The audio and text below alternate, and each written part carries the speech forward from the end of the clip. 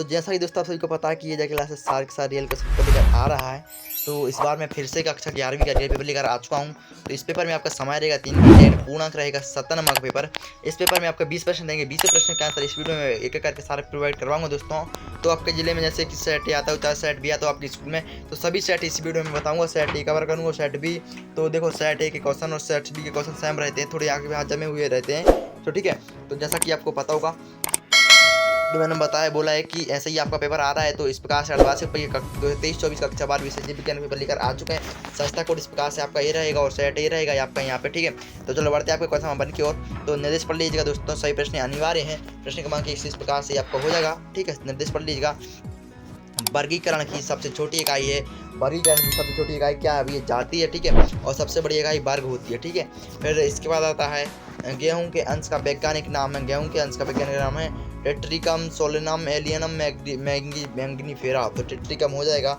ठीक है, निम्नलिखित में से जीवाणु जनित रोग हैं। ठीक है, तो हैजा भी है, टाइफाइड भी है, मलेरिया भी, तो इसमें से सभी हैं। ठीक है ना। फिर इसके बाद वर्गीकरण के जनक हैं लेमार्क, अरस्तु, लिनियस। सबको पता होगा कि अरस्तु हैं। ठीक है, फिर इसके बाद आता है आपका निम्नलिखित में से पत्ती के भाग हैं। पत्ती के भाग क्या होते हैं? कर्णाधार, कर्णमेरंध, मध्यस्रा, ये सभी भाग हैं। ठीक है, तो सभी हो जाएगा। देखो यहाँ पर एक कोड लिखा है, संस्था कोड थोड़ा यहाँ पे लिखा हुआ है, इस प्रकार से लिखा रहता है। तो रॉबर्ट ब्राउन ने किसकी खोज की? केंद्रक की, कोशिका की, कोशिका द्रव्य की, प्लाज्मा झिल्ली की। तो किसकी खोज की थी भाई? इनने की थी। किसकी खोज में? केंद्रक की खोज की थी ना इन्होंने। ठीक है, ऑप्शन नंबर ए। तो इन्होंने केंद्रक की खोज की थी, और इसको मैं कर देता हूँ यहाँ पे, और इसको रख लेता हूँ यहाँ पे। तो वीडियो ज़्यादा लंबी नहीं करना चाहूँगा, शॉर्ट वीडियो में इसका आंसर सारे आंसर प्रोवाइड करवाऊंगा दोस्तों। फिर इसके बाद आता है आपका प्रश्न क्रमांक दूसरा, रिक्त स्थानों की पूर्ति कीजिए। एक संरचना को जो भ्रूण और गर्भाशय के बीच संबंध बनती है कहलाती है, क्या कहलाती है? अपरा कहलाती है। क्या कहलाती है? अपरा कहलाती है। ओके, तो दूसरा आता है बिना निषेक के फलन बनने वाली प्रक्रिया को कहते हैं अनिषेक फलन। अनिषेक फलन। ओके, इसके बाद आता है बीजांड का विकास से हुआ है। किससे हुआ है? बीजांड का है। ठीक है ना, बीजांड काय से ना। इसके बाद मेंडल ने वंशागति के कुल खालिस्तान 3 नियम प्रस्तावित किए। कितने नियम थे? 3 नियम प्रस्तावित किए थे। मानव युग्मक में गुणसूत्रों की संख्या होती है, कितनी होती है? 23 होती है। कितनी होती है? 23 होती है ना। ओके, सो इसके बाद आता है आपका माता द्वारा स्त्रावित प्रथम दुख को क्या कहते हैं? क्या कहते हैं? कोलोस्ट्रम कहते हैं। क्या कहते हैं? कोलोस्ट्रम ना। तो इसमें भी आपका देखने के लिए मिल जाएगा। फिर आता है आपका सत्य सत्य लिखिए। तो सत्य सत्य केवल देखो 6 नंबर आपसे पूछे जाएंगे सत्य सत्य। तो जीवन की उत्पत्ति जल में हुई है, ये सत्य है। और केला एक झूठा फल है, तो ये असत्य है। एंड्रोजन हार्मोन फैलोपियन ट्यूब द्वारा स्त्रावित होता है, सत्य है। ऊर्जा का पिरामिड सदैव सीधा बनता है, ये भी सत्य है। मिलर ने अपने प्रयोग में मीथेन, अमोनिया एवं हाइड्रोजन की मिश्रण सिद्ध किया है, सत्य है। और छठवां पृथ्वी पर सबसे पहले उत्पन्न हुआ जीव मानव है, असत्य है ना।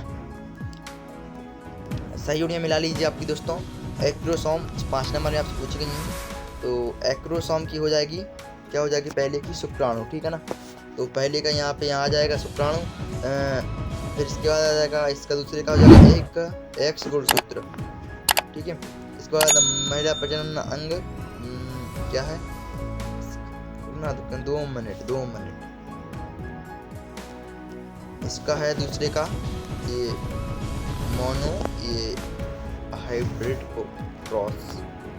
ठीक है ना, इसका हो जाएगा 5वें। तीसरे का हो जाएगा ये एक्स गुणसूत्र और वाई गुणसूत्र, और इसका हो जाएगा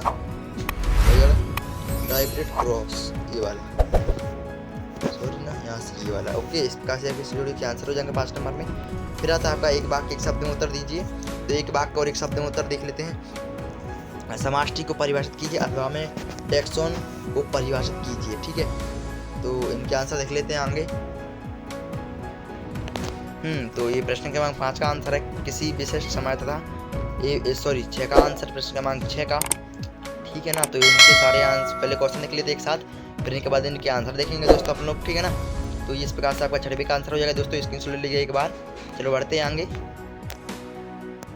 दोस्तों। पहले एक एक करके सारे के सारे क्वेश्चन देखेंगे, फिर उसके बाद एक एक करके सारे के सारे आंसर देख लेंगे इसी वीडियो में ना।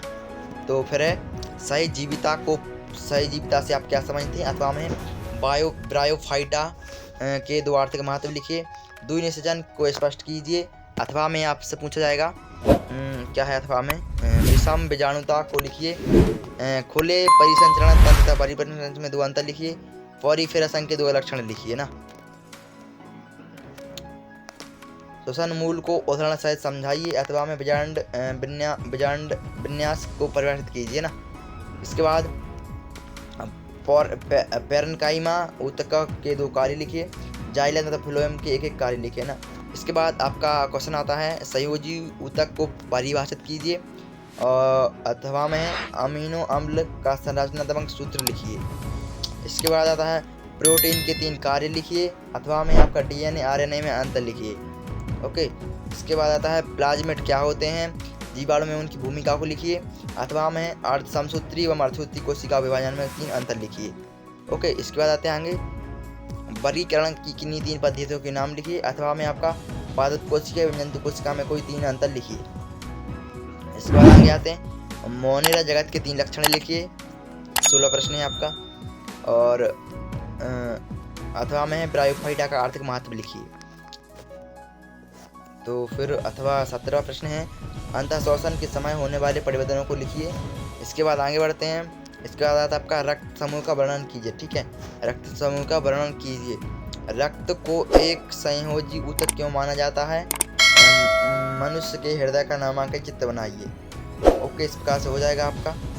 और प्रश्न क्रमांक 19 नेफ्रॉन की संरचना का नामांकित चित्र बनाइए। रक्त एवं लसिका में अंतर लिखिए अथवा में। ठीक है, तो कीटों को श्वसन क्रिया विधि कैसी होती है समझाइए। उत्सर्जन की क्रिया में यकृत की भूमिका स्पष्ट कीजिए। इस प्रकार से आपके प्रश्न हो जाएंगे सारे के सारे प्रश्न एक बार देख लीजिएगा, दोहरा देते हैं हम। तो फिर इसके बाद एक एक करके सारे के आंसर देख लेते हैं ना।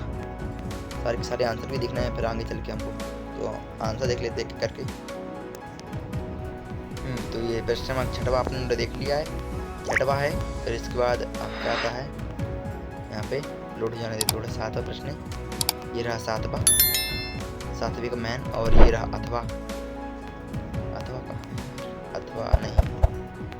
अथवा नहीं है ना, ये 8वां है। तो 8वीं का अथवा। और ये 9वां है। इस प्रकार से हो जाएगा पर 9वां प्रश्न। ये प्रश्न क्रमांक 10वां आपका इस प्रकार से हो जाएगा। और 10 के बाद सीधा 11वां प्रश्न। 11वें के बाद आपका 12वां प्रश्न का आंसर ये है। 12 के बाद 13वें प्रश्न का आंसर ये है। प्रोटीन के कार्य इतना है। प्लाज्मिड क्या है, प्लाज्मिड इस प्रकार से हो जाएगा इतना। फिर इस प्रकार से प्रतिलिपि प्लाज्मिड कॉपी क्यों बनाते हैं, इस प्रकार से ये है।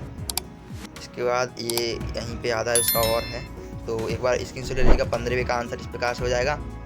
और 15 के बाद 16 का आंसर है मोनेरा जगत के 3 लक्षण। इनमें गुण सूत्र नहीं पाया, 1 2 ये तीसरा ही चौथा 4 है, तो 5 3 कर लेना, 6 हैं और 7।